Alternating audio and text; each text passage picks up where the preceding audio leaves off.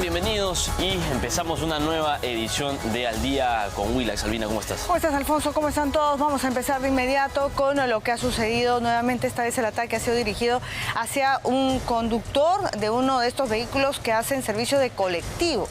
Le prendieron fuego. Esto ha ocurrido en Independencia. Déjense en línea y déjense de huevos y paguen, reconcha. Paguen.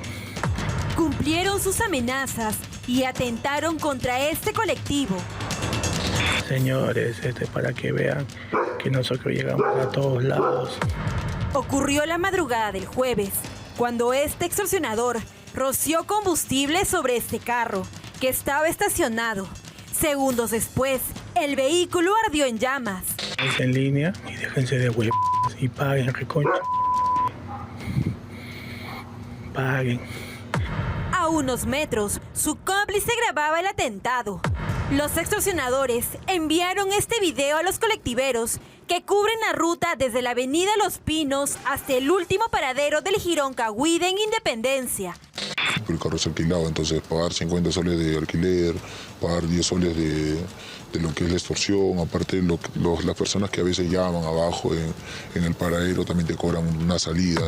Este joven, que por miedo a represalias mantiene su identidad en reserva, contó que las amenazas empezaron el año pasado, por lo que dejó de trabajar como colectivero para dedicarse al servicio de taxi por aplicativo. Él pensó que podría librarse de estas mentes extorsionadoras.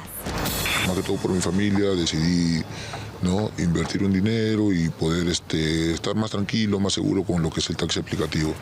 Las amenazas vinieron hasta más o menos aproximadamente fines de enero, pero después de eso ya las amenazas cesaron. Yo pensé que iba a estar tranquilo. El joven narró que cuando trabajaba como colectivero fue obligado a pagar el cupo extorsivo de 10 soles diarios. Al menos 60 colectiveros pagan esta cuota extorsiva. Solo se hacen llamar como la persona que extorsiona, se hace llamar rebelde, y la otra sí se hace llamar el mexicano. Vas a alinear, compadre.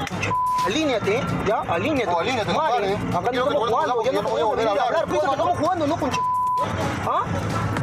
En la misma zona del atentado, en el Jirón Cahuide en Independencia, se han registrado otros 2 ataques.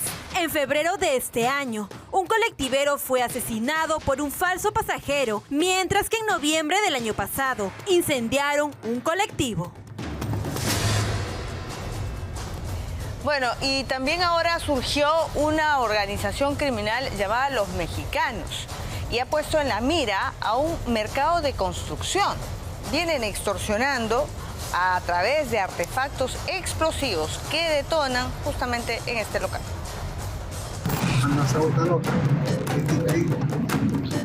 Nos aprecian los mexicanos. Es otro ataque de la extorsión, cuyo objetivo esta vez fue un mercado en construcción en el Agustino. ¿Y es la primera vez que ocurre algo parecido? Sí, aquí sí. Es la primera vez que nos están extorsionando, se puede decir.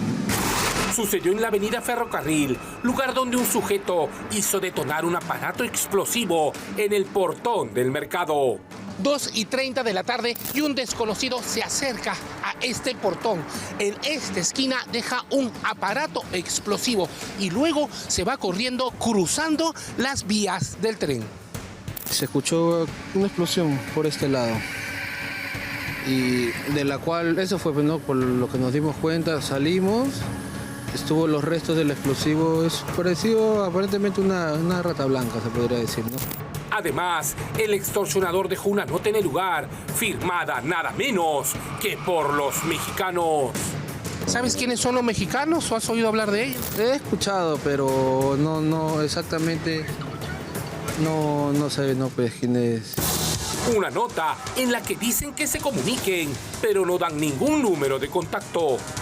Solamente como tal, es cual tal en la nota, eso es lo que han dejado. No han dejado ningún número o algo para poder contactarnos con ellos, ¿no? Luego de dejar la nota, el sujeto huyó rumbo a la avenida Guarochirí para escapar por el lado de Santa Anita. ¿Tienen un poco de temor después de lo que ha pasado? Temor hay, tanto lo que es gente, personal del staff y personal, que tanto como ¿no? con los fierreros, carpinteros, ¿no? Obreros, pues, ¿no? Que tenemos miedo. Desde el 12 de enero de este año se viene construyendo un mercado en esa zona con el apoyo de todos los socios, quienes ahora temen por sus vidas. El caso está a cargo de los agentes de la comisaría del Agustino. En un mega operativo policial cayó alias Dexter, uno de los cabecillas precisamente de la organización criminal Los Mexicanos. Cayó uno de los extorsionadores más buscados por la justicia en el Perú. Se trata de Oscar Dexter Villavicencio, de 33 años, alias Omar de Los Mexicanos, un criminal que durante mucho tiempo fue un fantasma, ya que se las ingeniaba para mantenerse al margen de la policía. También está vinculado en carpetas de crimen organizado y en carpetas por tener vinculación a sicariatos. Y esta persona tiene una particularidad, porque funge de un broker en la banda criminal, un broker que controla, administra las cuentas, contrata abogados, contrata sicarios, tiene conexión con México y otros países de la región. Este es un importante pez gordo. La organización criminal Los Mexicanos, vinculada a asesinatos de choferes y al incendio de buses de transporte en Lima Norte y Lima Sur, sufrió un duro golpe con la captura de alias Omar.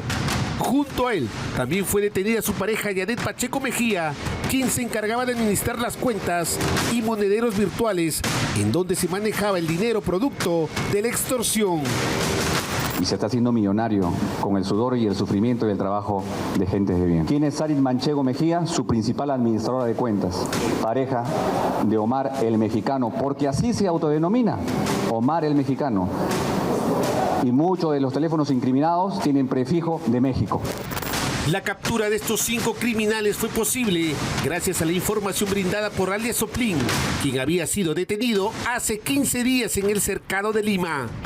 Y particularmente con una detención que se produjo hace 2 semanas en Barrios Altos a una persona que estaba también denunciada por delito de extorsión, es que comenzamos a perfilar a alias Dexter, del cual ya teníamos conocimiento, pero no basta solo lo que sabes, sino lo que puedes demostrar.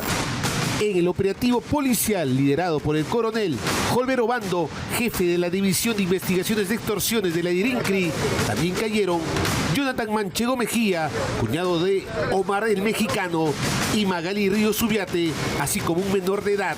Estos operativos se han detenido 5 hace 2 semanas, a un 6º, y más adelante seguramente tendremos más intervenciones y más resultados respecto a esta banda criminal. Con esta intervención, la organización criminal Los Mexicanos comienza a debilitarse, golpeando una estructura que siembra terror entre los transportistas.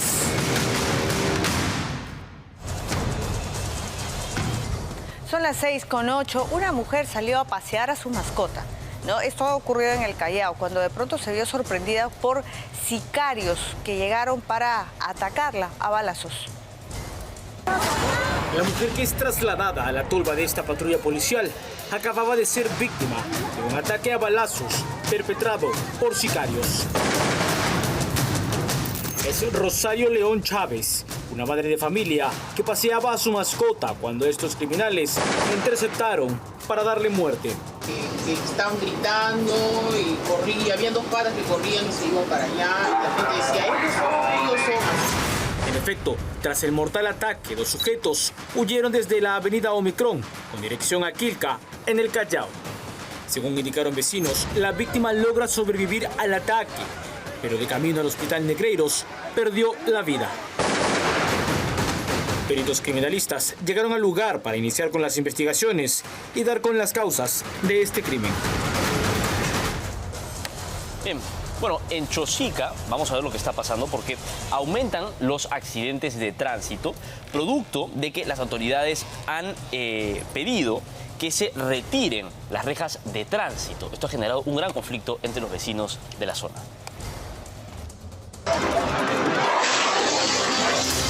Cada 3 horas muere una persona en accidente de tránsito.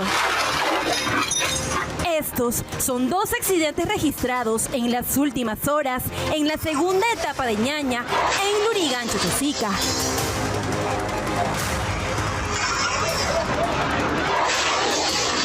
Lamentablemente pues han sucedido bastantes accidentes, empezando por una mototaxi que ha sido volcado con personas adentro que se dirigían a la universidad. Joe Sotero, presidente de la Junta Directiva de la segunda etapa de Ñaña, enfatizó que los accidentes de tránsito en la zona se han incrementado en los últimos meses. Podemos observar que esta vía auxiliar ha sido liberada de tranqueras, al cual lamentamos, y que eso en realidad todos los carros antes no ingresaban por acá. Ahora, como está abierto y esa es la vía auxiliar, entran y salen carros, que lamentablemente eso lo hace más disponible a todos y por ahí pasan a grande velocidad. Los protagonistas de estos accidentes también son motociclistas. También otro accidente con una moto lineal, al cual lamentamos que esta vía se ha vuelto totalmente impredecible en la seguridad. Aguardan esperanza que las autoridades correspondientes actúen de inmediato.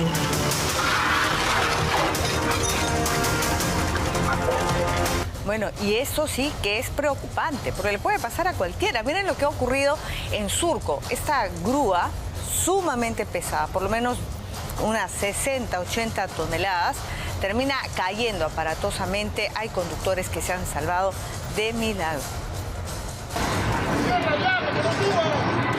Es la imagen que atemorizó y robó la tranquilidad de todos los vecinos en Chacarilla del Estanque, en Surco.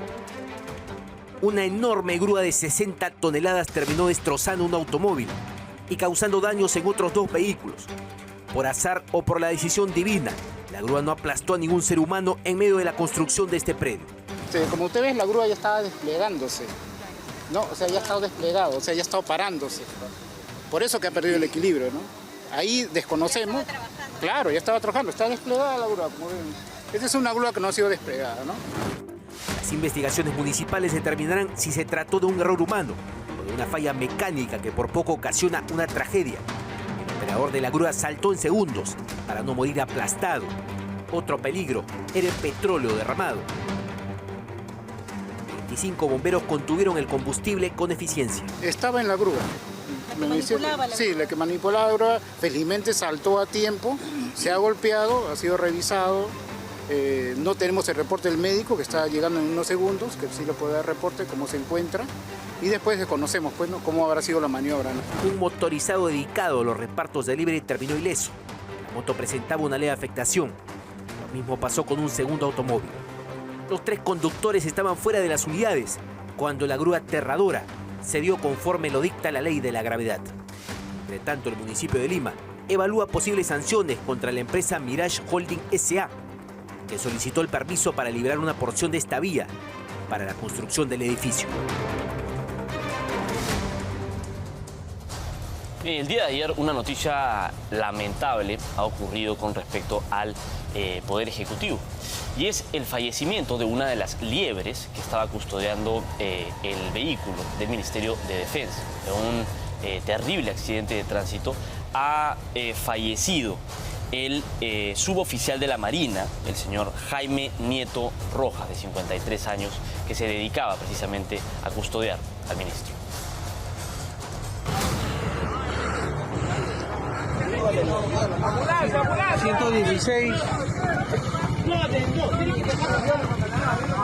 Mi último hijo todavía no sabe la noticia, no sé cómo lo irá a tomar.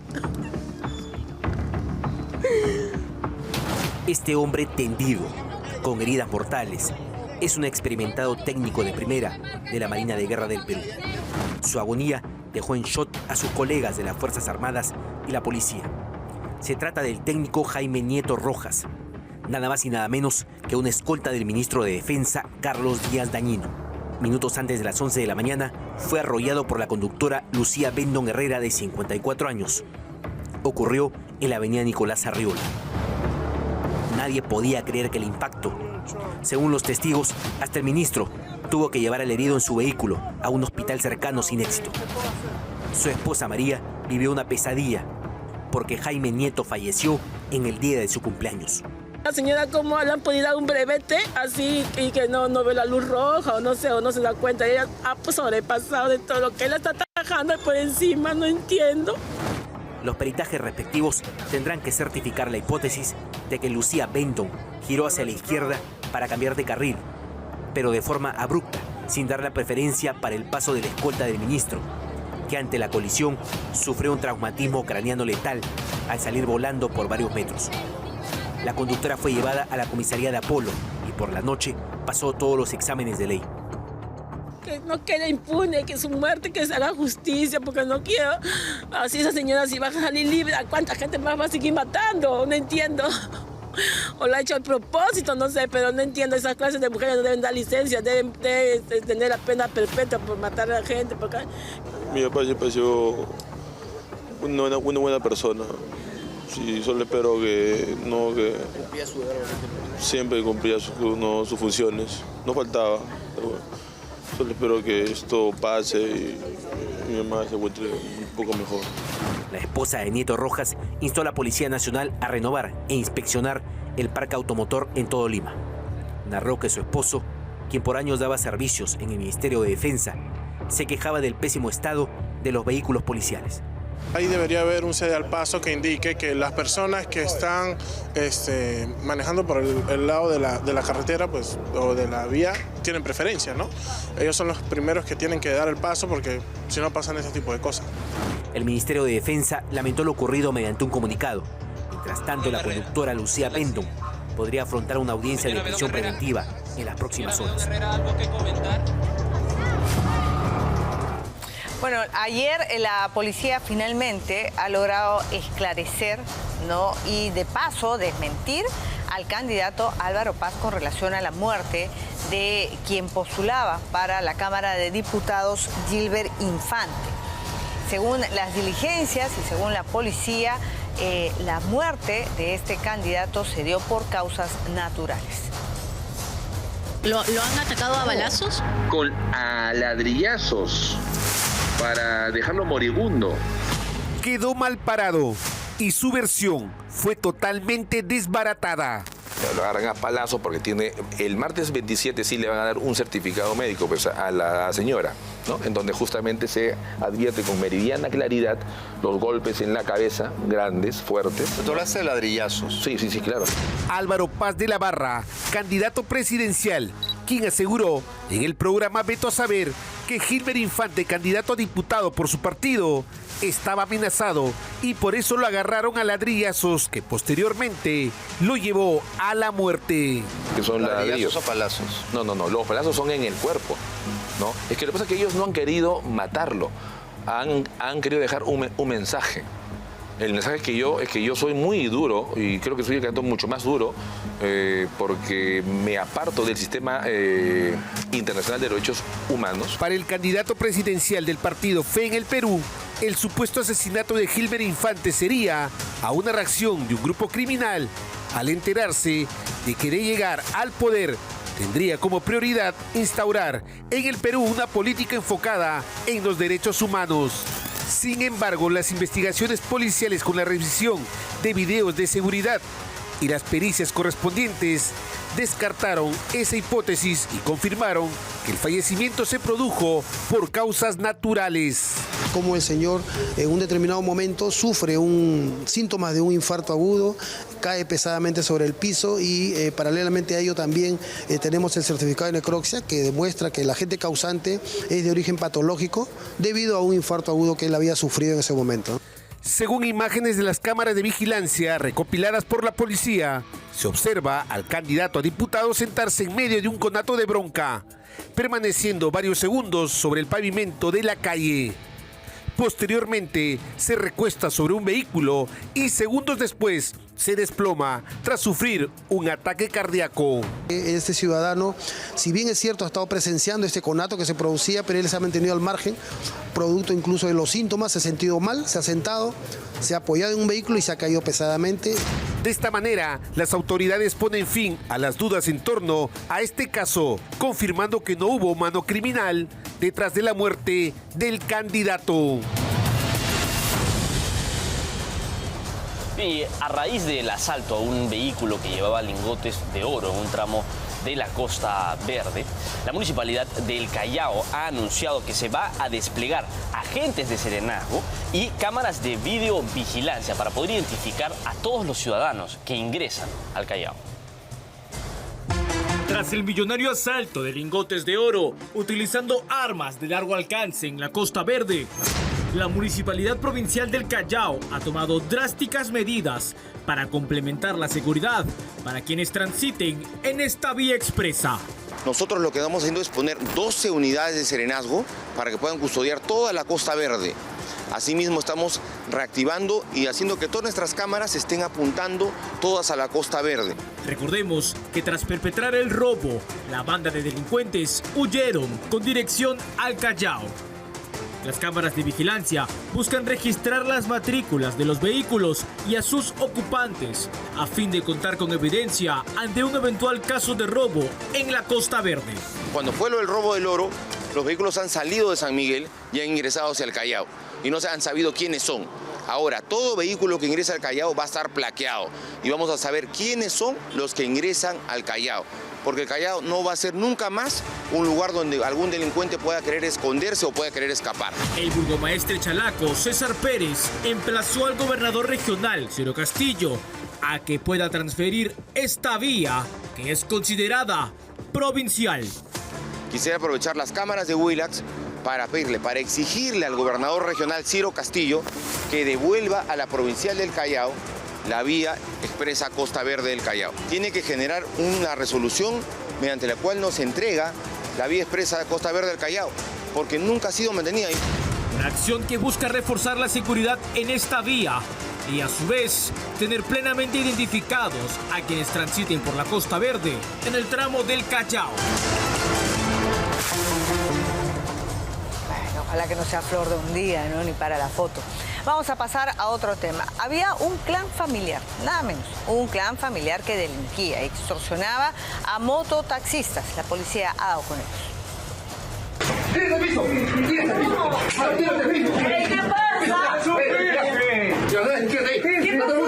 Encontraron 2 cartuchos de dinamita.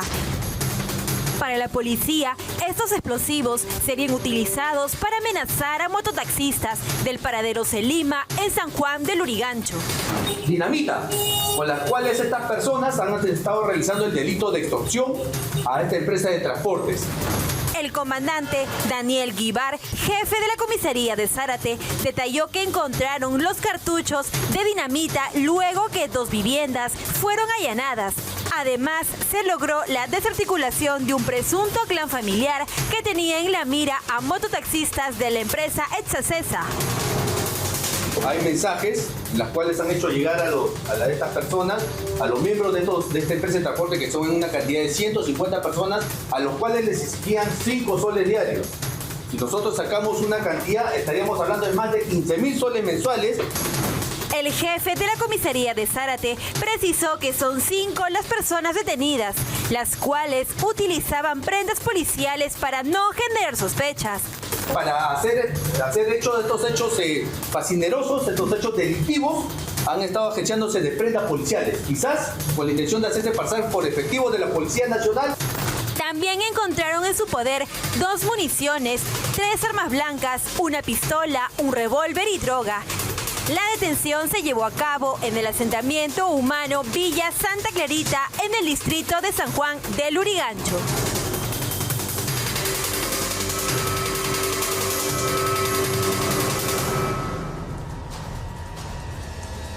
Y un operativo policial ha permitido la captura de uno de los delincuentes más buscados a nivel nacional. Estamos hablando de uno de los principales miembros de la organización criminal, los Malditos del Triunfo. A la policía judicial. Eso lo tienen ellos. Era uno de los criminales más buscados. Regresó al país y fue detenido apenas pisó suelo peruano. Personas que dedican al marcaje, que han venido atentando por la ciudad de Trujillo, este señor ha venido a reorganizarlos. Agentes del Grupo Terna de la policía lograron capturar a José Luis Luna Victoria, sindicado como integrante de la organización criminal Los Malditos del Triunfo. La intervención se realizó en el Aeropuerto Internacional Capitán FAB Carlos Martínez de Pinillos, en la ciudad de Trujillo, cuando el detenido llegaba procedente de Chile. Luna Victoria contaba con requisitoria vigente por el presunto delito de asociación ilícita para delinquir y figuraba en la lista de los más buscados del país. El Estado ofrecía una recompensa de nada menos que 20.000 soles por información que lleve a su captura. Él ha esperado una data, un tiempo, un momento para regresar a Trujillo y continuar con actos delictivos. Las autoridades sostienen que su retorno no habría sido casual. Y este sujeto, José Luis Luna Victoria, habría venido para seguir captando a otros integrantes de las organizaciones criminales para que realicen atentados.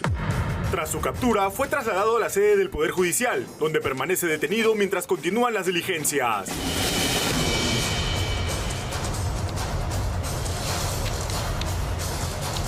Bueno, y cae precisamente en el aeropuerto Jorge Chávez, ¿no? Uno de los hombres más buscados en los últimos años en nuestro país. Y se suma a una serie de operativos que está haciendo la policía por capturar distintos cabecillas criminales, ¿no? Bueno, ya yo he perdido la cuenta de la cantidad de organizaciones criminales que hay, ¿no? Ahora hablamos ya no solamente del Tren de Aragua, hablamos de los mexicanos. Este hombre es de los malditos del Triunfo. Enhorabuena, ¿no? Enhorabuena los injertos del Cono Norte, ¿no? También, hay como 60 más o menos organizaciones criminales. Y enhorabuena que la policía pueda asestar estos golpes, pero nuevamente, ¿no? Hoy que estamos escuchando a los candidatos, creo que hay la necesidad, ¿no? de más penales, ¿no? Los penales que son un tema pendiente en nuestro país y que hasta ahora, no sé si tú has podido escuchar a algún candidato hablar de manera con un plan estratégico y concreto sobre los penales. Más allá de decir que se va a construir un penal y los van a mandar a la selva, a un lugar recóndito, ¿no? Vamos a ver finalmente cómo se resuelve. Pero enhorabuena por la policía, ¿no? Que sigue haciendo estas capturas. Muy bien.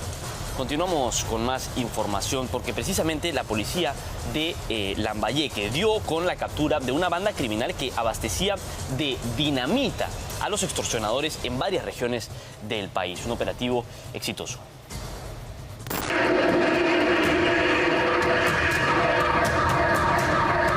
Esto solo es uno de los múltiples atentados en los que utilizaron dinamitas provenientes de la peligrosa banda Los Demoledores del CIS. 11 cartuchos de dinamita, 12 mechas lentas y diversos explosivos fueron hallados por la policía en una vivienda en Chiclayo tras el análisis de una imagen clave en el celular de un presunto extorsionador. Del interrogatorio pudimos identificar el inmueble donde había tomado esa foto. Con autorización de propietario de esa foto, ingresamos al interior. En total fueron 4 personas detenidas, quienes serían los principales abastecedores de explosivos en la parte norte de nuestro país y que incluso tendrían lazos familiares en la criminalidad. El co-líder de esta organización criminal, Los Demoledores de CIC, es hijo de Pepe Clavijo, quien es integrante de la gran familia del viejo Paco, quien viene purgando condena en Chayapalca. Además, se conoció que esta dinamita llegaría desde Minas en La Libertad, debido a que los implicados tendrían vínculos cercanos con trabajadores en estos yacimientos. Le falta detener, está trabajando en las minas de Patás. Es el que presumimos que debe estar trayendo la dinamita al lugar. De los 2 detenidos también ellos han trabajado en las minas de Patás. Por otro lado, todas sus operaciones criminales vendrían desde las indicaciones de un cabecilla criminal, quien dirigía estratégicamente la distribución de los explosivos. ¿Los intervenidos serían de Chiclayo o de otros lugares? No, son chiclayanos, pero los líderes son toquianos, que están utilizando también a los chiclayanos para los ilícitos penales, ¿no? La policía de Lambayeque ya está trazando las líneas de investigación para capturar a los demás integrantes de esta organización y dar el golpe, atrapando al cabecilla criminal que tanto dolor ha causado a comerciantes de nuestro país. Son las 6:29, vamos con una recomendación. Buscas el auto de tus sueños, Expo Motor lo tiene todo. Más de 50 marcas, más de 300 modelos, los 365 días del año y por si fuera poco, el mejor financiamiento, porque además contamos con los principales bancos, caja de ahorro y fondos colectivos, porque cada día es perfecto para estrenar un nuevo auto. Encuentra el vehículo ideal solo aquí en Expo Motor de Plaza Norte y Mall del Sur. Muy bien, son las 6:29. Vamos a pasar a otros temas. El gobierno, ¿no?, con el aval del presidente del Consejo de Ministros, han designado a un nuevo director de la DIC. Es la Dirección Nacional de Inteligencia, que ahora está a cargo de Johnny Ramírez Aguilar. Esto ha ocurrido a menos de 3 semanas de las elecciones. Un cambio repentino en la cabeza del sistema de inteligencia nacional, sorprendentemente en medio de la crisis de inseguridad ciudadana. El gobierno de José María Balcázar designó al coronel en retiro Johnny Ramírez Aguilar como nuevo director de la Dirección Nacional de Inteligencia. Podría llamar la atención por lo cercano que tenemos las elecciones, pero yo creo que debe haber una continuidad de estrategia en el relevo entre el saliente general Washington Oviedo con el entrante, ¿no? Pero, ¿quién es Johnny Narciso Ramírez Aguilar, el octavo director de la DINI en los últimos 5 años? La inteligencia que se empieza a producir, eso es notorio.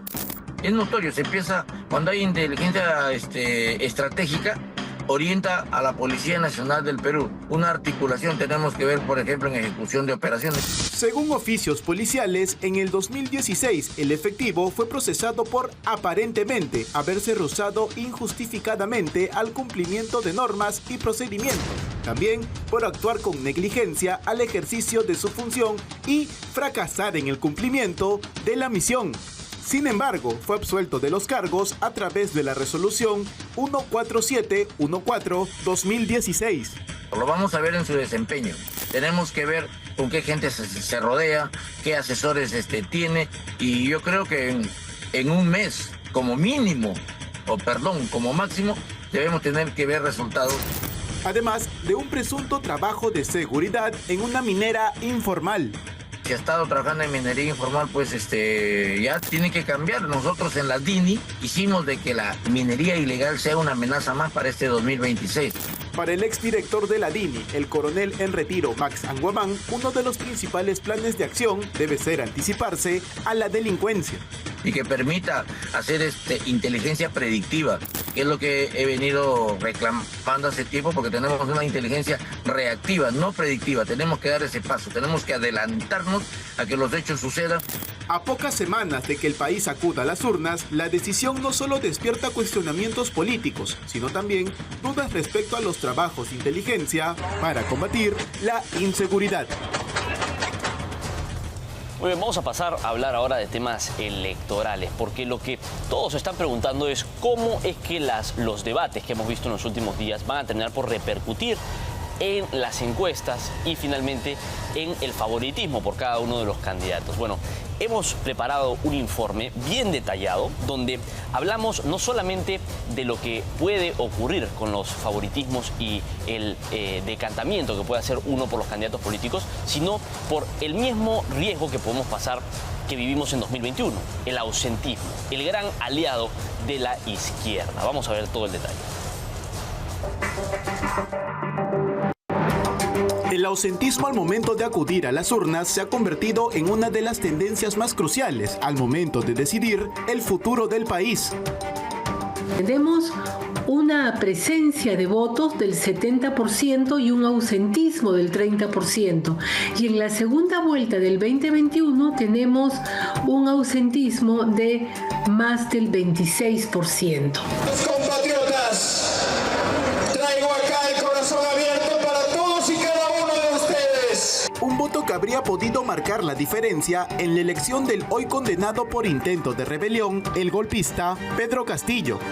Este 24-26% que no fue a votar significó más de 4 millones de personas que no concurrieron a las urnas.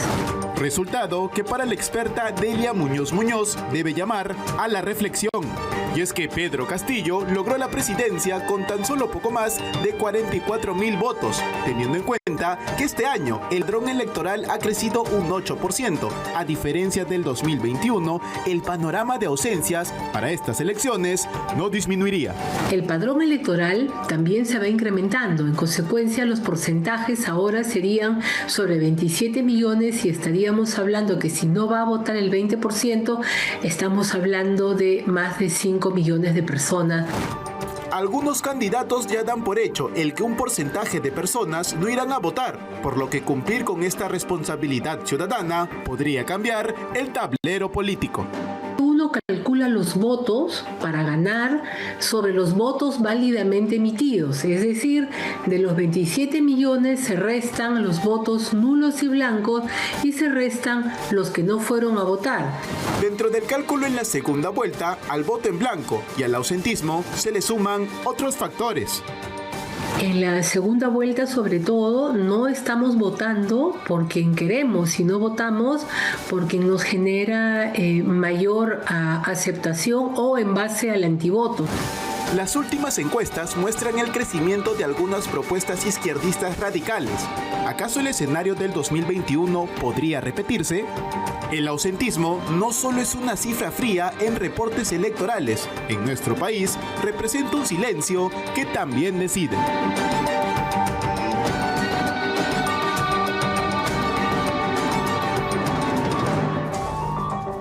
Son las 6:35. Bueno, se ha hecho viral y muchos sabemos lo que le dijo Fernando Olivera, Popio Olivera, a César Acuña. Y parece que en Alianza para el Progreso no solamente es que lo van a demandar, o ya lo demandaron formalmente, y piden 20 millones de soles como reparación civil, sino que ayer se hizo viral nuevamente esta imagen porque se encontró Fernando Olivera que estaba comiendo con César Sandoval, ¿no? Él fue ministro de Transportes en el gobierno de Dina Boluarte, es hombre de César Acuña y miren lo que pasó. Tú has sido el ministro corrupto de Toledo. Tú has sido el agente de Odebrecht, de Grani Montero, delincuente, coquero, ladrón. El menú del día no fue segundo y postrecito, sino un concentrado de insultos. ¡Coquero! ¡Dina Boluarte! ¡Toledo debe estar en la cárcel contigo! ¡Delincuente! ¡Criminal! ¡Delincuente es Acuña! ¡Por eso es muerte! El candidato al Senado, César Sandoval, no escatimó en acusar mediante agravios al candidato presidencial, Fernando Olivera. Ese delincuente está ahí, el drogadicto, la interoceánica y la Contraloría, el informe de Matute, el informe de Matute. Con su comida a medio pasar, el popular Popi y su comitiva sacaron del local en Arequipa al exministro de Transportes y Comunicaciones. ¡Ministro miserable! ¡Corrupto! ¡Considera miserable! ¡Corrupto! ¡Dina Boluarte! ¿Qué vergüenza tienes? ¡Tienes reelección ahora! ¡Miserable! Donde nuevamente mencionó que viene recibiendo amenazas. Recordemos que en el programa de Veto a Saber responsabilizó a César Acuña si es que algo le llegara a pasar. Me han realizado amenazas contra mi vida. Interceptaron una conversación telefónica que sostenía con un amigo y me dijeron, te mando la moto. Por otra parte, el candidato Carlos Álvarez estuvo en un mitin realizado en Cañete e insistió a las personas en que vayan a emitir su voto este 12 de abril. Nuestro electorado, los peruanos que vayan a votar. No porque sea una obligación o porque es una multa. Tenemos que votar. ¿Para qué? Para reforzar el sistema democrático. Mientras que Rafael López Aliaga, desde Tumbes, criticó a los candidatos que no visitan el interior del Perú. Después me voy a Cucho. Entonces, creo que hay que informar, ¿no?, de los planes de gobierno claramente y ampliamente. Pero no veo otros candidatos en la mismo rigor, ¿no? A menos de 3 semanas para las elecciones generales, todo vale, con tal de llegar al sillón presidencial.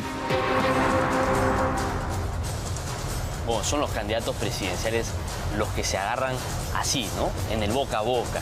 Y que se insulta ferozmente, increíble realmente. Vamos a pasar a hablar de otro candidato presidencial que está subiendo en las encuestas y que ha sido catalogado en redes sociales como el outsider, Jorge Nieto Montesinos. Lo cierto de Nieto Montesinos, y presten mucha atención, es que no es ningún outsider. Jorge Nieto Montesinos lleva muchísimo tiempo en la política nacional y ha pasado por todos los gobiernos, casi por todos. Ha estado en el gobierno de Pedro Pablo Kuczynski, estuvo con Susana Villarán y trató de ser parte del gobierno de Dina Boluarte. Entonces no es ningún outsider. Pero hemos preparado una nota que demuestra que incluso tiene un pasado fujimorista. Vea todo el detalle de quién en realidad es Jorge Nieto Montesinos, el candidato del buen gobierno. Yo preferí seguir siendo representante de la cultura peruana ante una cultura tan importante como la mexicana, un puesto que había ganado por concurso. Representaba al gobierno de Alberto Fujimori. Papel mata discurso, y es que se conoció de un documento donde Jorge Nieto, actual candidato a la presidencia, habría sido asignado como asesor de confianza en la Dirección General de Asuntos Culturales durante el gobierno de Alberto Fujimori.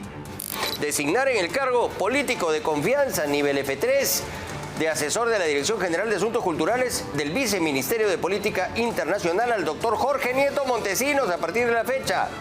Alberto Fujimori lo firma. Esto se tiraría abajo toda la narrativa que habría dicho el representante del Partido del Buen Gobierno, ya que en todo momento aseguró que obtuvo dicho cargo por concurso público y no por elección directa. Dan por concluida la designación en el año 96, ya con Francisco Tudela de canciller, ¿no? O sea que estuvo del 17 de enero al 10 de junio.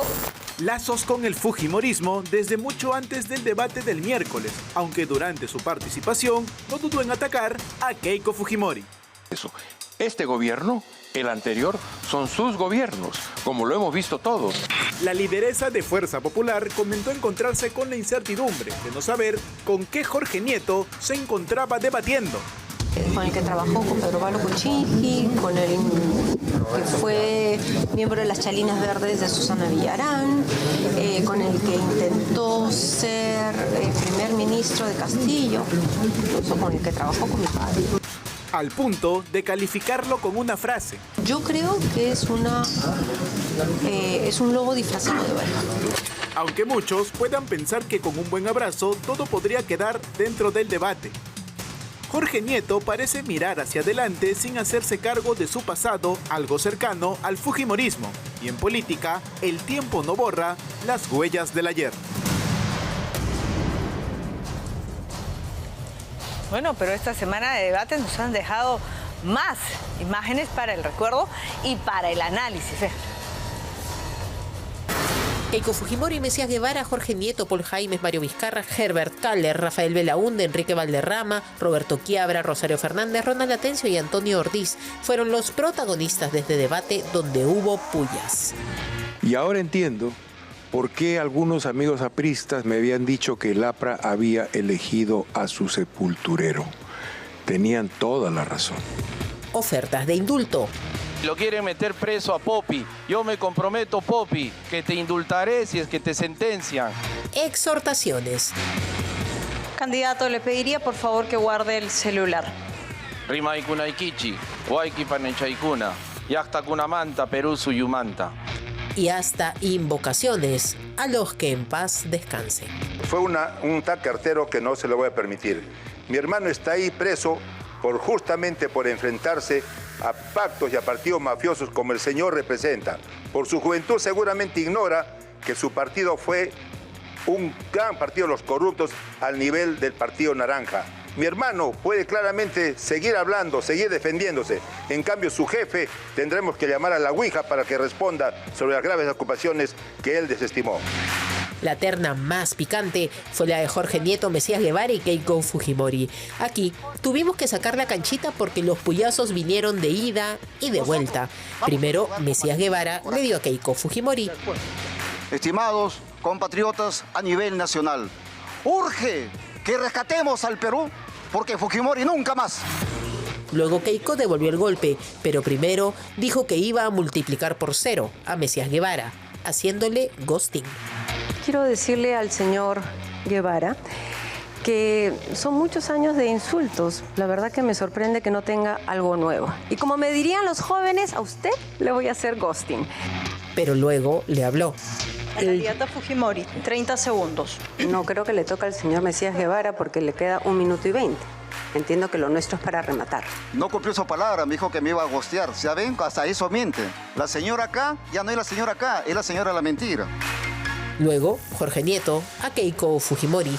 Este gobierno, el anterior, son sus gobiernos, como lo hemos visto todos. Por tanto, para combatir la criminalidad, para lograr la seguridad de los ciudadanos, no creo que sea mucho lo que usted puede ofrecer.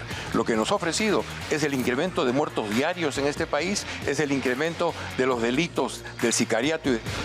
Keiko devolvió. ¿Cómo pensar que alguien que se toma fotos con Víctor Polay Campos tiene autoridad para hablar del tema de seguridad? Para mí no hay respuesta. Herbert Koller decidió atacar a las encuestas. Depende de ti tu voto y tampoco debemos dejarnos llevar por estas encuestas manipuladas.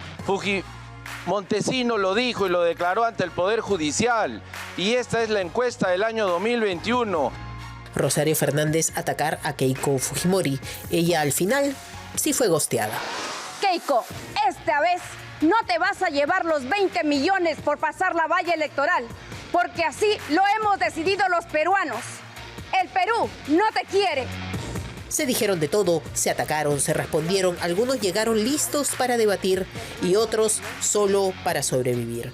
Pero lo importante sobre todo es que usted vote informado. Bueno, y Mesías Guevara, candidato presidencial del Partido Morado, y Enrique Valderrama, candidato del Partido Aprista, estuvieron el día de ayer con Christian Hudtwalcker en Ahora y en la Hora, precisamente para comentar todo el debate y sus participaciones. Estuvo con Villarán, estuvo con el señor Forsyth, estuvo con Kuczynski. Digamos, está donde puede estar, ¿no? Básicamente, ¿no? Cruces, acusaciones y advertencias. Así se va calentando la carrera presidencial. Los candidatos Mesías Guevara del Partido Morado y Enrique Valderrama del APRA estuvieron en el programa Ahora y en la Hora, donde comentaron su participación en el reciente debate presidencial. La década perdida, de 2016 al 2026, ella es la responsable por su pataleta. Yo nunca voy a entender su pataleta. ¿Por qué? Porque ella compartía el mismo espacio con PPK. Nunca voy a entender por qué censuraron a Fernando Zavala. Nunca voy a entender por qué maltrataron de esa manera a Jaime Saavedra, que es una personalidad en educación, ahora está en el Banco Mundial. Entonces todo eso ha paralizado al Perú. Guevara cuestionó duramente a Keiko Fujimori, a quien responsabilizó por la situación política del país. Más que a ella, lo reconocen al padre, ¿no? Hay un sector que fue una política asistencialista, por eso ella aprovecha ese núcleo. Recordemos que ella incluso ha regresado a los programas que hizo su padre. Ahora habla de PRON, habla de PRONAMASH. Además, lanzó una advertencia de cara a su próximo enfrentamiento, con nada menos que Roberto Sánchez. A mí me gustaría decirle a Roberto Sánchez, y le digo ahora para que se preparen, por ejemplo, ¿por qué él no salió, por qué no lo sacaron del Congreso? Porque sí sacaron a Bexy Chávez y a él no lo sacaron. ¿Por qué? Por su parte, Enrique Valderrama también defendió su postura tras el debate, en el que atacó directamente a César Acuña. Creo que hay un gran antiacuñismo fuerte en el norte y con absoluta justicia. Mire el estado de situación de la seguridad, de la salud pública. El señor tiene secuestrado de salud, el señor ha tenido el MINSA muchísimo tiempo.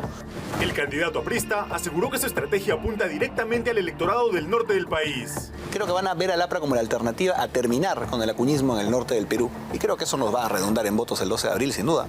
Dos candidatos, dos estrategias y un escenario político que continúa elevando el tono a pocos días de las elecciones. Bueno, si hay un combo que es imposible no repetirlo, es el clásico de Mediterráneo. Así es, la combinación preferida por todos. Pollo a la brasa más papas fritas más ensalada y una gaseosa con el sabor de siempre. Pídalo ya en cualquiera de nuestros locales de Mediterráneo. Recíbalo en su domicilio también a través de www.mediterraneo.com.pe. Mediterráneo, el verdadero sabor del público.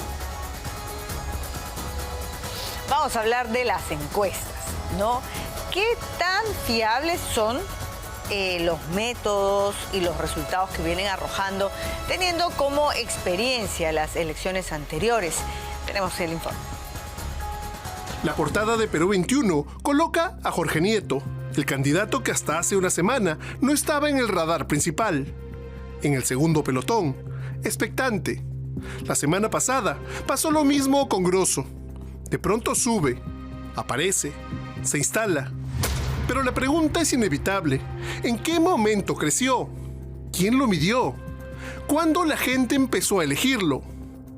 Porque no hay una campaña visible, no hay arrastre, no hay calle. Solo hay una cosa, encuesta. No es que el candidato suba, es que lo suben. Datum ha reconocido en un comunicado que faltó a la verdad y hubo inconsistencias en las encuestas que publicaron en marzo de 2026. Es inaceptable. ¿Y quién le garantiza a usted que en las siguientes encuestas que publica no comete el mismo error? ¿Cuál es el control de calidad que está colocando? Corresponde es que el Jurado Electoral Especial inicie un procedimiento administrativo sancionador, que se escuche los descargos de Datum y que aplique la multa de hasta 100 unidades impositivas tributarias, más de $500,000 de soles, pero además la suspensión del registro hasta por 60 días. En 2021 las encuestas no solo fallaron, se equivocaron en todo. CPI daba una segunda vuelta entre Lezcano y Forsyth. Datum, Lezcano primero, Mendoza quinta, Urresti séptimo. Ipsos, en su última encuesta, Lezcano 14.7%, Keiko quinta. Pedro Castillo no figuraba, no existía para las encuestadoras. Días después, Castillo gana la primera vuelta con 19%.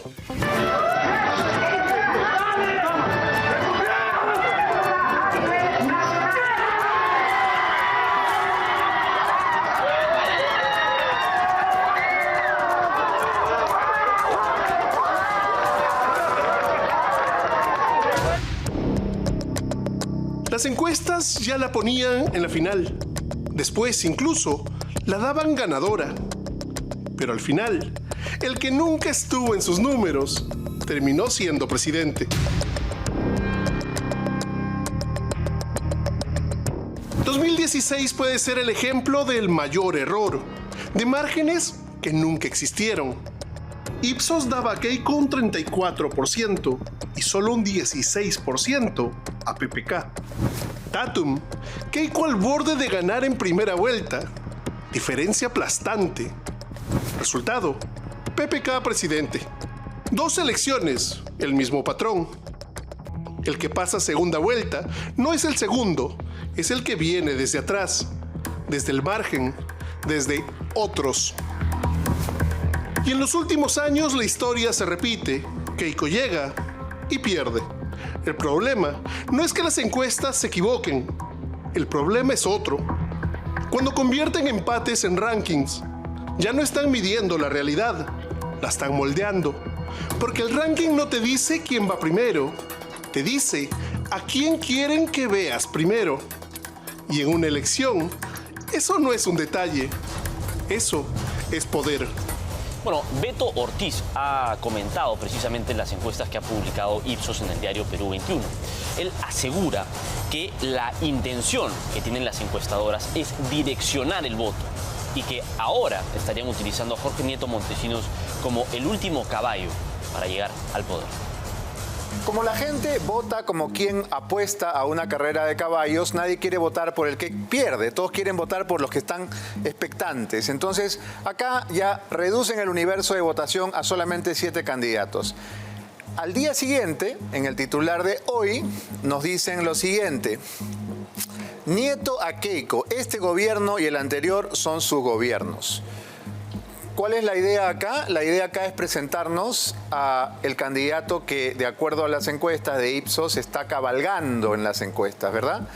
Tercera jornada de debates destacó el intercambio entre Keiko Fujimori y Jorge Nieto del Partido del Buen Gobierno. Probablemente ustedes ni habían escuchado hablar del Partido del Buen Gobierno y quizás no sabían nada de Jorge Nieto Montesinos, pero hoy Perú 21 lo pone en portada, porque es uno de los caballos a los que parece que este periódico o esta empresa encuestadora, que es Ipsos, están apostando.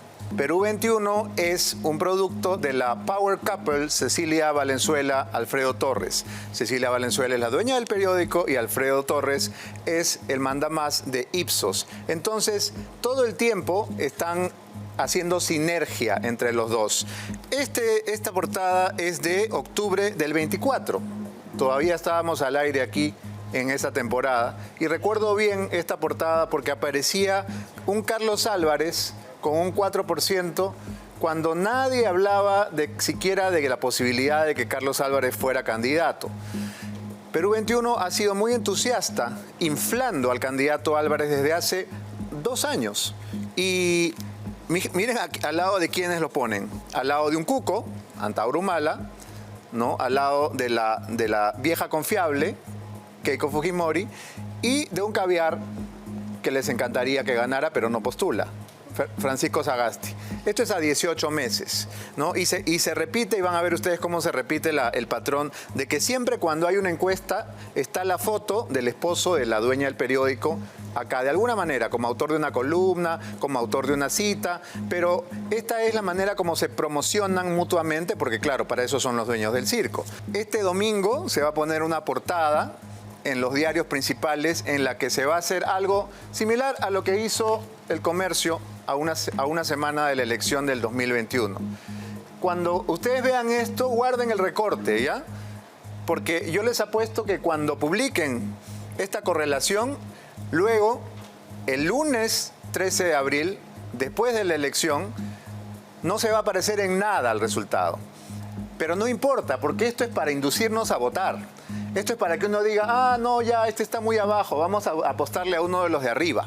Y entonces terminamos votando por los que determinados empresarios que han hecho su chancha, que han hecho su bolsa, que quieren que el resultado sea de una manera y no de otra, producen esta especie de ilusión óptica. Pero esto no es verdad, porque no fue verdad y porque ninguno de estos resultados se produjo una semana después. ¿Pueden equivocarse tanto las estadísticas? No, no se equivocan. Es a propósito, no es un error, es una manipulación. Así que usted vote por el que quiere votar y no se deje mangonear por este tipo de información que no es real.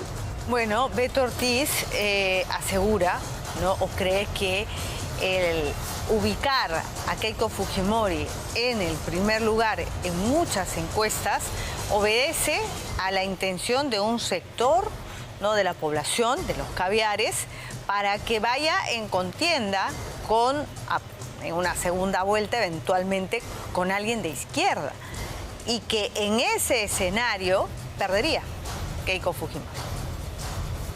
La idea es que pase de todas maneras Keiko, para que Keiko pierda con el caviar. Acuérdense de esa fórmula.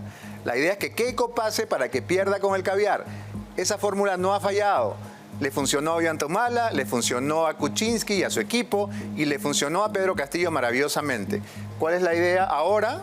Pues la idea es que nuevamente pase Keiko con algún candidato que estén inflando. ¿Y a quién están inflando últimamente? A este caballero, que ya está bastante inflado de por sí, ¿no? Pero lo están inflando todavía más. Ahora, este es el caballo que quieren que pase, porque probablemente habrá algunos panzones ricachones que están metiéndole platita a la campaña del inflador para que esta sea la segunda vuelta. Este es el sueño dorado de aquellos que no quieren un gobierno de derecha, sino que quieren un gobierno caviarón en el cual se puedan mover con la libertad que ellos quieren. Bueno, vamos a ver cómo se desmiente todo lo que nos muestran las encuestas conforme va avanzando la elección y conforme llegamos precisamente al 12 de abril. Pero otro candidato que ha estado subiendo y que ahora se ha estancado es Alfonso López Chau. Él ha negado en reiteradas oportunidades que haya sido arrestado por los delitos de asalto y robo. Pero los informes periodísticos del siglo pasado, de los años 70 y de los años 80, desmienten contrastablemente la versión del candidato presidencial. Sigue negando lo evidente. El candidato presidencial de Ahora Nación, Alfonso López Chau Nava, volvió a negar una vez más que fue detenido por asalto y robo. Por Dios, ¿ustedes creen que hubiera sido rector de la UNI con ese antecedente, donde piden que uno ponga antecedentes judiciales? ¿Ustedes creen? ¿Ustedes creen que hubiera sido director del Banco Central de Reserva con una noticia como esta? ¡Imposible! Señor Lescano miente. Rechazó haber estado acusado de haber pertenecido a un grupo armado que asaltaba bancos en la década del 70, liderado por su amigo Juan Cristóbal Suárez Moncada, alias Camarada John, para recaudar fondos y armar lo que llamaban su revolución. Sin embargo, su propio amigo, el camarada John, reveló ayer a Contracorriente que el 2 de marzo de 1970, él, López Chau y otros 3 integrantes de su grupo fueron detenidos por la policía en el Club Peñarol, en La Punta, en el Callao. ¿Venían escapando de la policía? No.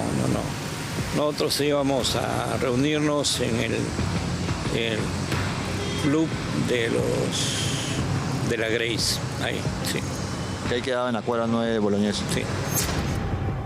Esto porque el camarada John, como indica esta nota del diario La Crónica, quien portaba un arma de fuego en la detención, era buscado por un asalto cometido un mes antes, en febrero de 1970, a una agencia del desaparecido Banco Vice. Y se había fugado de un operativo de captura en el Rímac, en medio de un enfrentamiento con la policía, en el que murió Héctor Pineda, el camarada Campa. Hay que recordar que en esa época el Banco Vice se le acusó. Tras ser capturados, el camarada John López Chau, que dio otro nombre según está consignado en los diarios, y los otros miembros de la banda armada fueron encarcelados en el penal de El Sexto.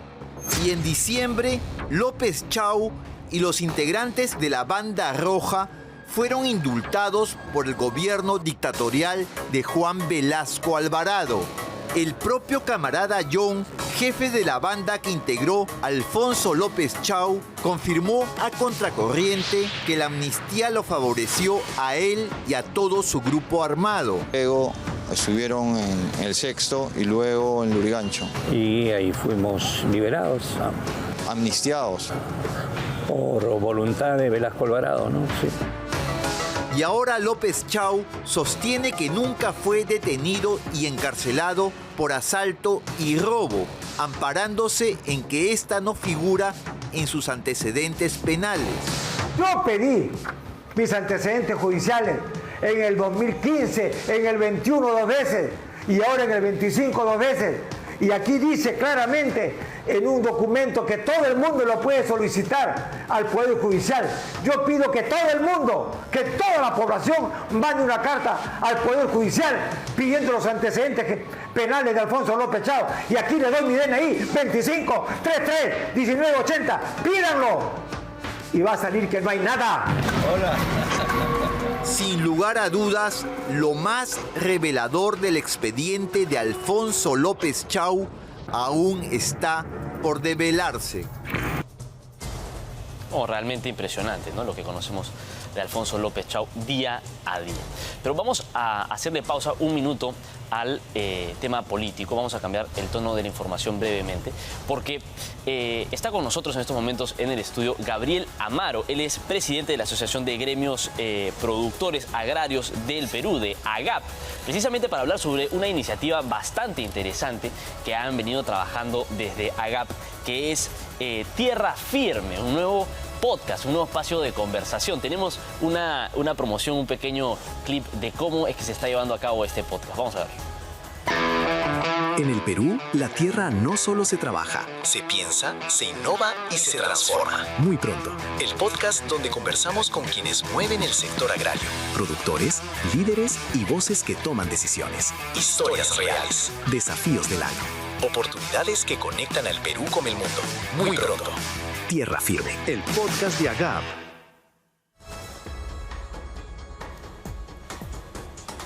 Muy bien, nos acompaña precisamente Gabriel Amaro. Gabriel, ¿por qué esta iniciativa? ¿Por qué apostar por un podcast y por qué hacerlo en este momento?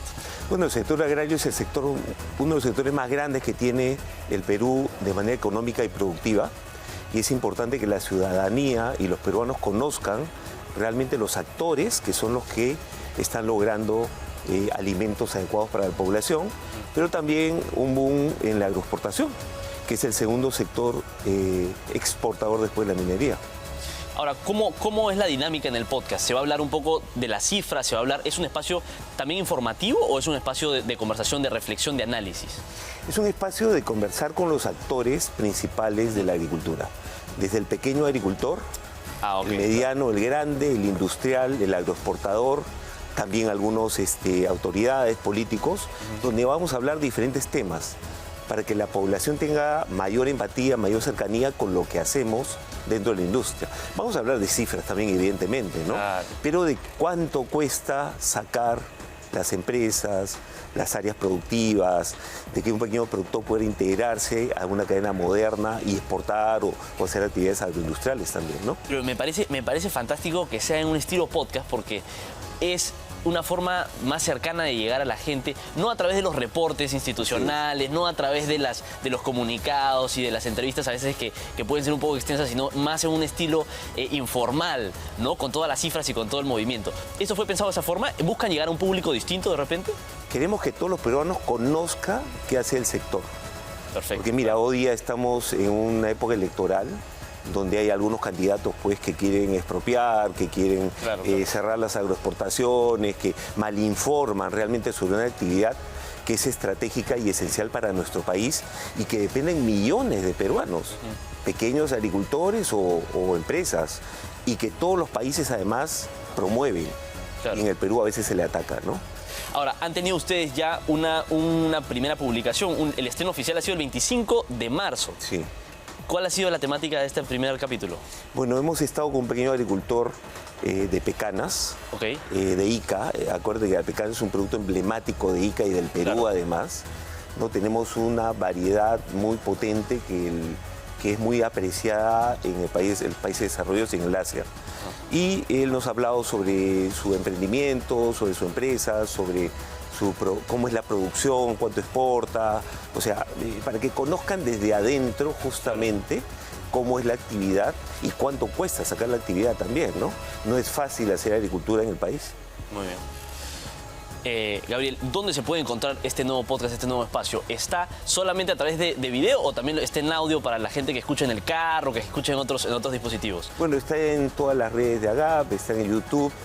Puede escucharlo en Spotify, si no me equivoco, y iVoox. En iVoox. También. Bien interesante que lo tengan a través de los podcasts para poder escucharlo en el carro, en el teléfono, a través de la computadora en el momento en que uno está trabajando. Espectacular. Y es conducido por ti. Así es. Muy bien. Vamos a estar viéndote y trayéndote de vuelta para que nos puedas contar cuando más adelante tengamos todos los hallazgos y de repente el primer mes o de repente los primeros meses. Yo creo que es fantástica la iniciativa.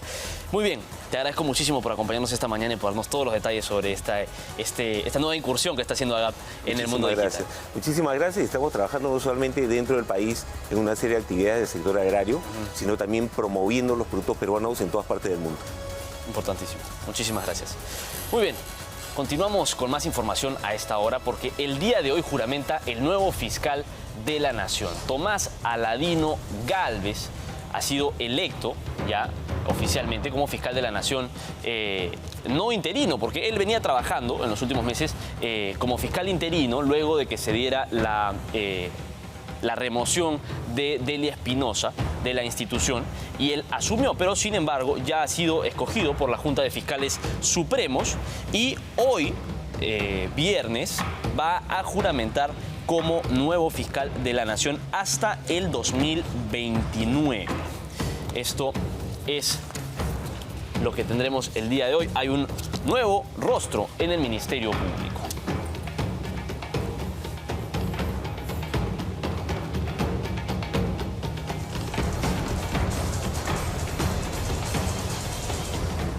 Y precisamente a raíz de esto estuvo con nosotros Tomás Aladino Gálvez, ya como fiscal de la Nación, accedió a darnos una entrevista exclusiva a Willax Televisión.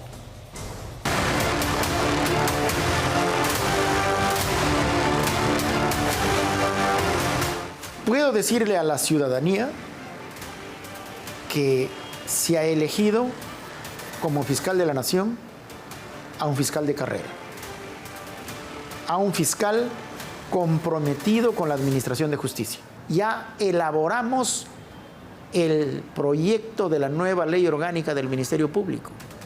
Ya lo terminamos. Ya lo presentamos ante el Congreso y estamos trabajando en el Congreso para que se apruebe.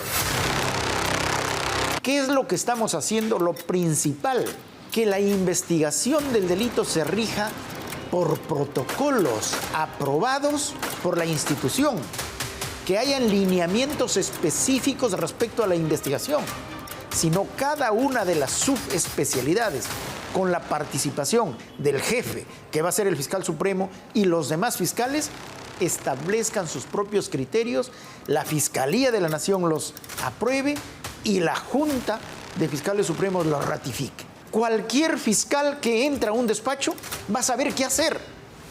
No va a quedar a su libre criterio a que haga lo que quiere o en todo caso desconoce y está desorientado, no sabe qué hacer.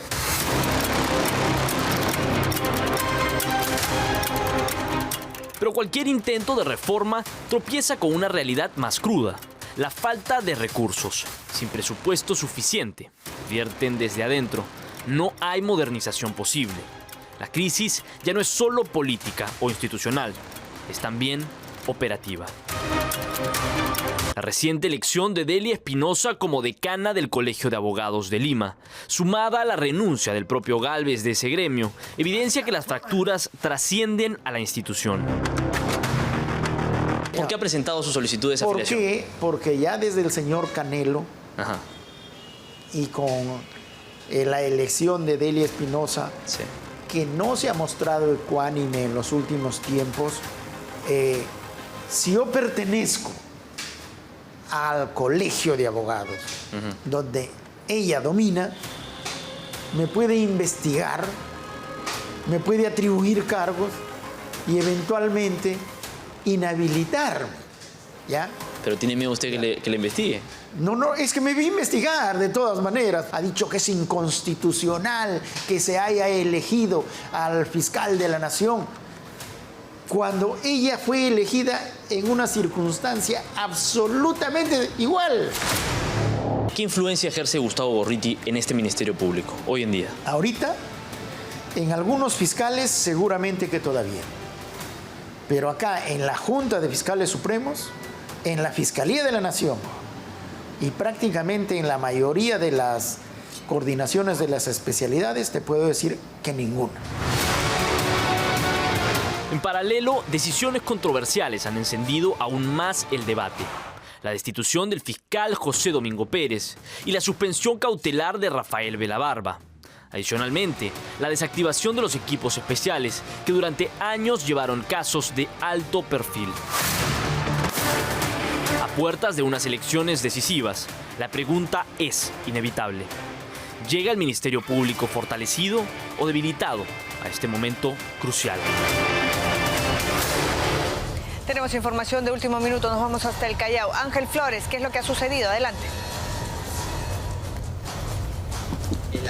¿Qué tal? ¿Cómo estás, Albina? Muy buenos días. Nos encontramos aquí en la cuadra 10 del Jirón, Venezuela, en el Callao, y lo que vemos en imágenes es una combi de transporte público que en horas de la madrugada fue incendiada. Es una combi que lamentablemente sus propietarios están sufriendo el pago de cupos, están siendo extorsionados por bandas criminales. Hasta el momento se sabe que serían 2 de estas bandas que están extorsionando al propietario, que viene trabajando ya desde hace 5 años. Esta combi que cubre la ruta Callao, centro de Lima, miren cómo ha quedado, totalmente inservible, reducida a fierros, estructuras metálicas y cenizas. Los asientos prácticamente son alambres nada más. Aquí quiero mostrarles la parte de la cabina del conductor. Miren cómo está el timón. ¿De qué empresa es? Lamentable lo que estamos mostrando. Cubre la ruta Callao-Lima y es pirata, es informal esta unidad. Pero lo que nos dicen es que al no tener patio de maniobras, el propietario que vive justo al costado tiene que estacionar el vehículo justamente en el frontis de su vivienda. Ahora, miren, esta es la nueva... Acá vamos a ver un candado. Claro, esta es la nueva modalidad que estamos viendo de extorsión. Son combis que a veces no pasan las revisiones técnicas, no están en buenas condiciones. Así salía a trabajar. Por eso ha sido también víctima de la extorsión. Ángel, compartimos contigo y con nuestros televidentes estas imágenes que nos acaban de llegar del momento exacto en el que prenden fuego a este vehículo. Miren ustedes, estas son algunas de las imágenes. El nivel de realmente... Ha sido grabado por un vecino, ¿no? Entiendo. ¿No? Estas imágenes, claro. Sí, los vecinos tuvieron que llamar a los bomberos, pero antes de ello salieron con baldes, con mangueras para tratar de apagar el fuego. Incluso han quedado charcos de agua, miren. Ahí claro, está. Miren, es parte que es tremendo. del agua que claro, lo preguntaba porque ahora los delincuentes también se graban. Claro, tenemos imágenes justo ahí de cómo es que están apagando el fuego cuando llegaron los bomberos. Realmente impresionante cómo es que fue calcinada por completo esta unidad. Es la nueva modalidad de extorsión, ¿no? Pareciera que es de esta forma en la que operan estas bandas criminales. Primero atentan y luego piden los cupos, las extorsiones, para no continuar precisamente con este tipo de atentados. Pero es realmente nocivo porque termina por afectar directamente a las personas, ¿no? A las personas que viven precisamente de estas unidades a diario y los dejan sin posibilidad de poder hacer otra cosa más que pagar los cupos para sobrevivir. ¿Hace cuánto tiempo venían estas amenazas, Ángel? ¿Se sabe? Sí, ya desde hace más de un año. Alvin, estoy acá con un vecino que ha sido testigo y además ha ayudado a apagar el fuego en horas de la madrugada a esta combi que por sujetos desconocidos, aparentemente por extorsionadores, le prendieron fuego. Caballero, ¿cómo sucedieron los hechos? Usted que ha estado aquí. Yo estaba a la vuelta, con el amigo, hemos estado a la vuelta y hemos visto que ya lo fuego a lo último, pues ya lo último fue ya que ayudamos con el vecino acá. ¿Ya ocurrió antes ahí en el barrio? Para apagarla, pues. Pero en sí no sé cómo habrán sido los hechos, pues no se sabe, no sé. ¿Es la primera vez que ocurre un hecho similar aquí en el vecindario? Ya eso ya, tú sabes que es todo el Callao ya.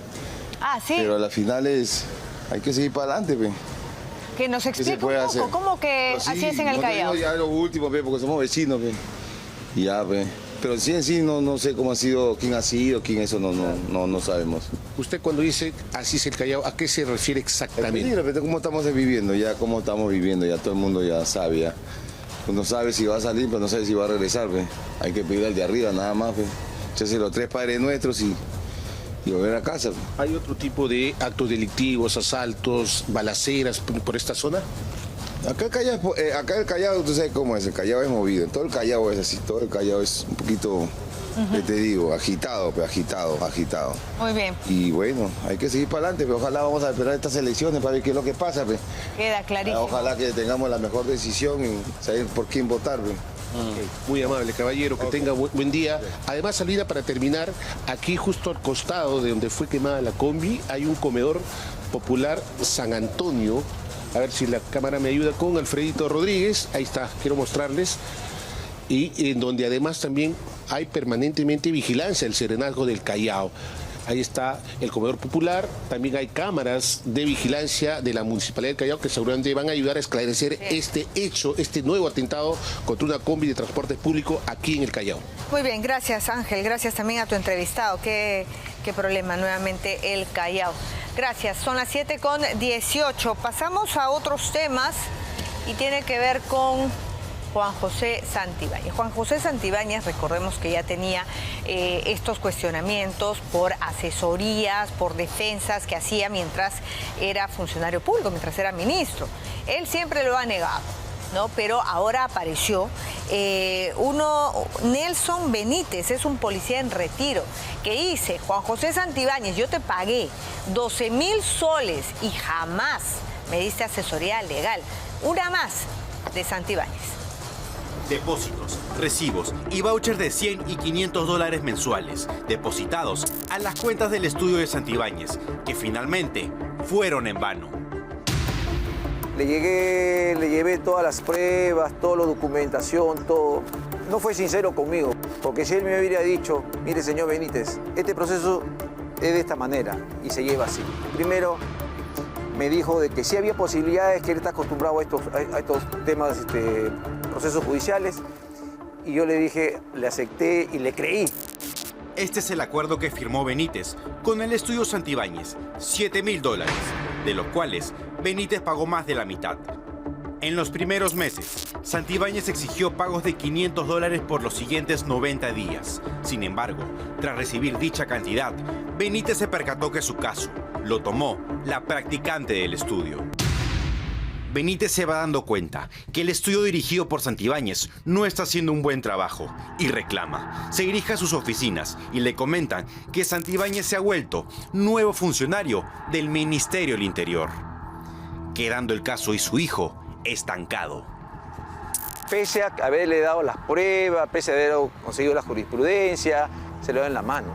Y él me hubiera dicho, si hubiera sido tan caballero, ¿sabes qué, señor Nelson? No se ha podido, usted sabe, cualquier cosa, pero nunca más me dio cara.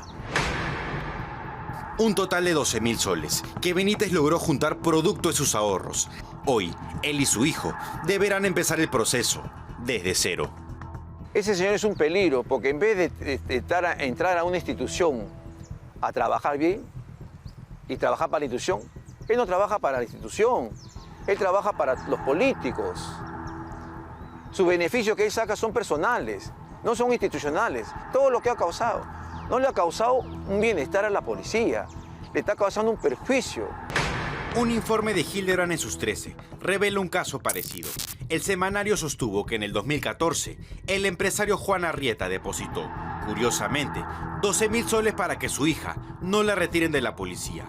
El empresario deposita lo acordado y después no hubo respuesta. En toda institución, compañeros, hay personas buenas, personas malas, sobre todo hay personas que obran de mala fe como usted, doctor. Y le digo por qué. Mi persona fue engañada por usted, intimado por su persona con el cuento de la asesoría legal, llevándose un proceso judicial mal, con dilaciones indebidas, para que yo te siga dando dinero. Te entregué la prueba, la jurisprudencia cuando te reclamé. Hoy, Santibáñez apunta al voto de los policías y sus familias. El candidato que se llena la boca hablando de mano dura, orden y justicia. Pero existe una familia policial que confió en él y pagó por un servicio que nunca se dio y que finalmente terminaron siendo engañados.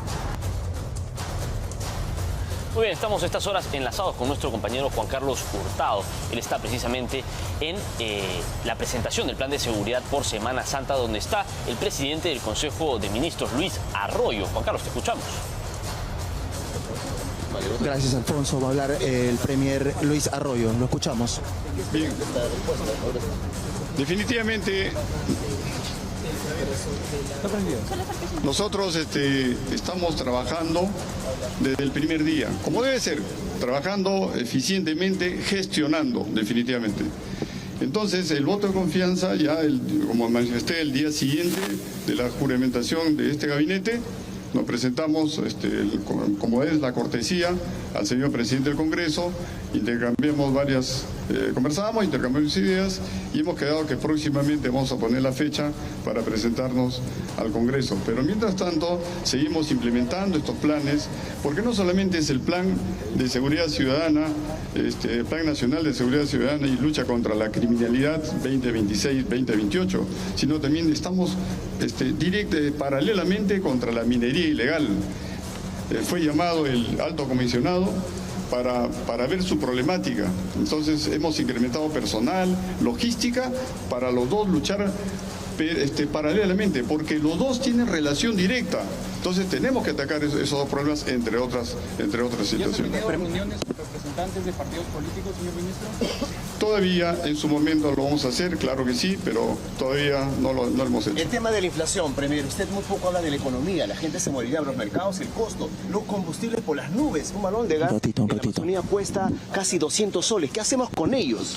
Estamos trabajando en ello, estamos trabajando con los medios de transportes, ya es la tercera o cuarta reunión que hoy tenemos otras reuniones, no solamente con medios de transporte, estamos trabajando con los arroceros, que también tienen su problemática, hay una sobreproducción de arroz, estamos trabajando permanentemente. ¿Pero qué harán por el tema de los combustibles? La acción me refiero yo, la sesión, sí, la reunión. ¿Pero qué están haciendo, ministro? Ya le vamos a dar respuesta, claro que estamos asumiendo esa responsabilidad que ustedes saben que es un problema internacional. Eso lo estamos trabajando el día de hoy, debemos dar conclusiones sobre el particular. Premier, estamos en vivo en Willax, si podría colocarse el retorno, por favor, para que usted pueda confirmar. Premier, por favor, también cerraron. No quería hablar en vivo. Bueno. Son las declaraciones del presidente el Premier del no quiso hablar en Consejo. vivo. Ya terminó, Alfonso, lo que fue la presentación. No, está bien que se lo haya planteado, pero ya, claro, ya depende de estas autoridades. Creen que esto es un monólogo, ¿no? Cerraron la rueda de prensa, Albina, y bueno. Claro, es el... Se fueron ya las autoridades hasta otro sector. Está bien, muy bien planteado, Juan Carlos. Precisamente en la Plaza de Armas, con este gran despliegue de seguridad, etcétera. Pero sería interesante que el presidente nos pueda, el primer ministro nos pueda hablar sobre estas actividades que viene haciendo el presidente de la República en Palacio de Gobierno con distintos streamers. Mientras que él presenta el plan de seguridad, el presidente de la República parece que está haciendo cualquier cosa menos preocuparse por lo que realmente aqueja a la ciudadanía. No, pero además lo más grave es que lo que se busca es distraer la atención, porque mientras todo esto está pasando, ¿no? El Ejecutivo acaba de ceder a la promulgación o con la promulgación de leyes del Congreso, que ya se anuncia que tendría un perjuicio de cerca de 11.400 millones a nuestro país. Y esto solo ha sido en marzo, ¿no? Y además está el pedido de, oye, ¿van a reestructurar Petroperú o no? Porque el Fondo Monetario Internacional lo está solicitando. Entonces, ¿qué se está haciendo en materia económica? Realmente nos están dejando una tremenda olla, si no decir una papa caliente, al próximo gobierno. ¿Vamos a hacer pausa? Sí, vamos a una breve pausa comercial y volvemos. Vamos a regresar a propósito del presidente de la República. ¿Cómo está su aprobación o desaprobación? Regresamos justamente con estos porcentajes. Además, pobladores han realizado un paro de 48 horas por el alza de combustible y se cierra una importante vía. ¿Dónde ha ocurrido esto? Se lo vamos a contar al volver.